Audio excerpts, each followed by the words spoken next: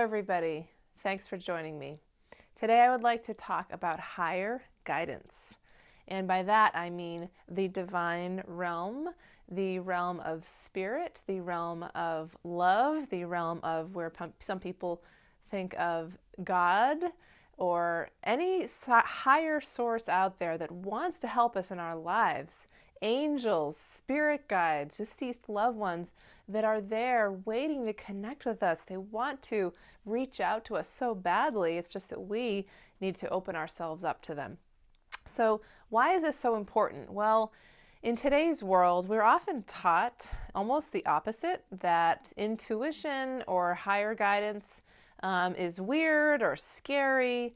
And while there are some aspects of the spirit world that definitely are not positive, that are more negative, in my experience, I've had way more positive and loving experiences than any negative. So there's something, a little bit of relearning to be done here. So in our traditional society, with modern religion and actually ancient religion from going back many years, the name of God was misused in many ways, and even to the point where many of us are afraid to even say the word God because it sounds like we're trying to push something on people, our belief system on people, somebody else, that we're trying to judge them or punish them or condemn them.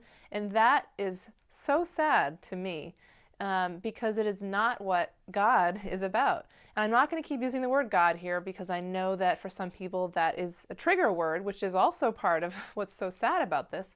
It's so important to understand that we have not been taught to access that part of ourselves because, my friends, we are all very intuitive and psychic. We all have that ability as essentially parts of that divine spirit, love, that source of energy, God, if you will, that exists within me, that exists within you, that exists within animals, that exists within plants, even rocks.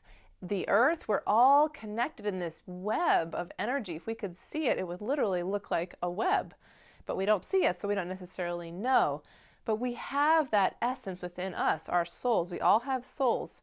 So why is it that we're not able to talk about our souls in the workplace or in our daily lives? It's so crucial in this day and age that we start to get over that. There's a reason in 12-step programs and recovery programs like AA and NA that they talk about a higher power.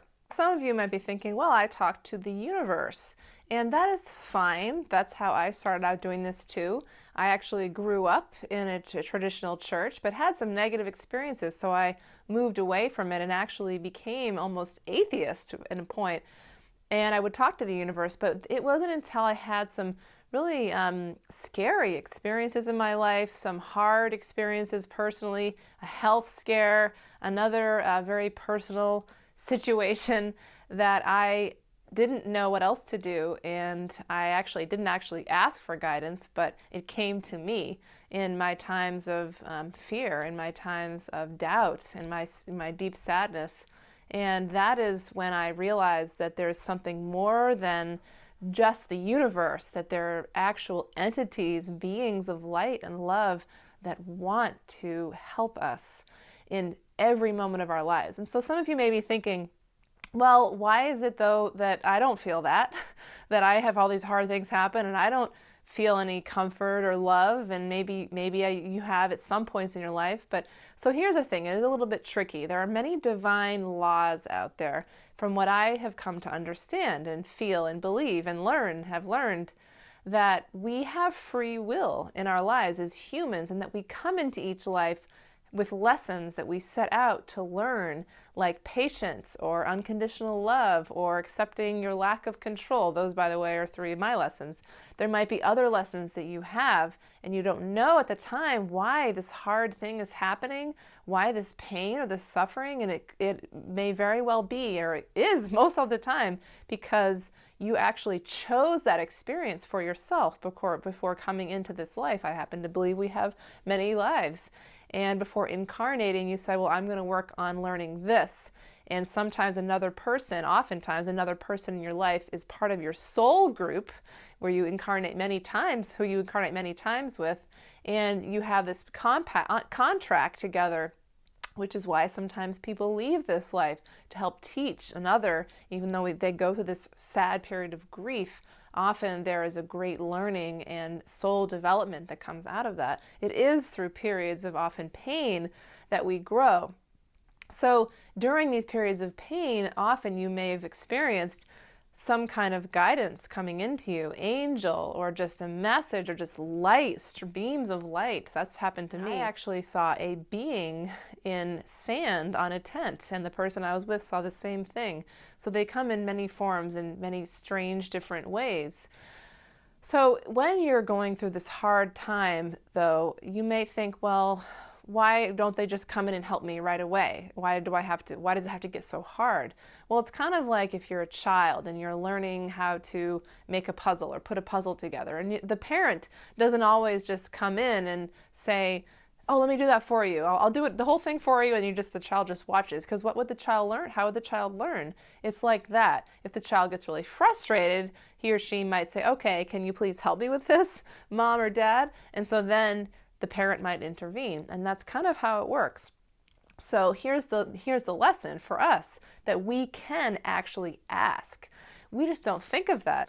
This is something that has taken me a while to learn, that I can intentionally connect. I happen to connect a lot with archangels and angels and my personal spirit guides, and so I will ask them, and there's different archangels, which I'll talk about in a moment in a separate video, that can help you with any area of your life, especially Archangel Michael, Archangel Gabriel, and Archangel Raphael. Very powerful, and they're pretty well known archangels. Even if you're not sure, you're like, I don't really know about angels, I highly recommend trying it out. I've had some amazing results in my own life, and I've seen them in my own clients' lives as well. So children are born with these intuitive gifts. Imaginary friends, right? Not so imaginary. It's just that the modern day society we live in often will tell children, oh, you're just making that up. And so they start to disbelieve in their gifts. So we're all born with this gift, but over time, through going to schools that tell us that we need to think inside this little box and only learn this way,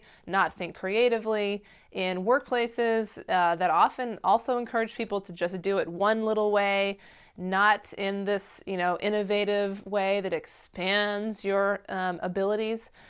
That's changing, thankfully, because there's this giant shift in consciousness happening, which I'll talk about in a moment.